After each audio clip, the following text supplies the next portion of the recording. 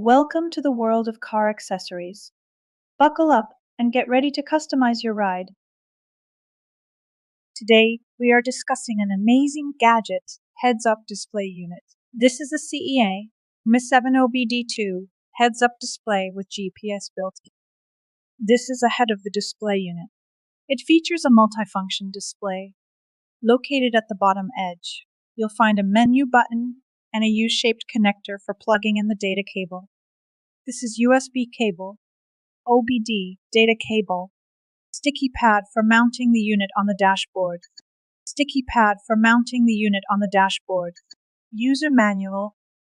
Let's install.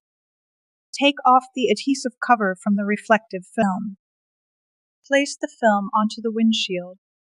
Go ahead and remove the protective film from the front. Then place the sticky pad onto the chosen spot on your dash and press it down firmly. Connect the OBD data cable to the heads-up display unit. Plug the data cable into your car's OBD port. Start the car.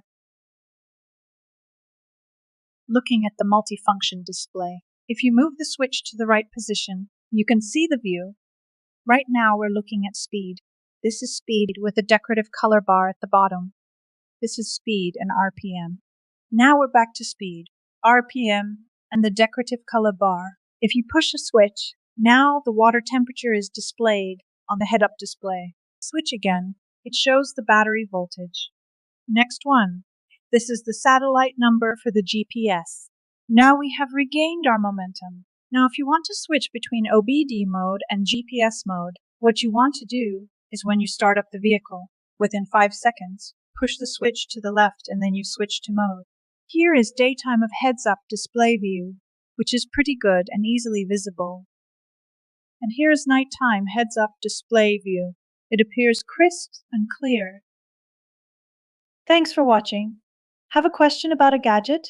Leave a comment below and I'll make a future video. Stay cool.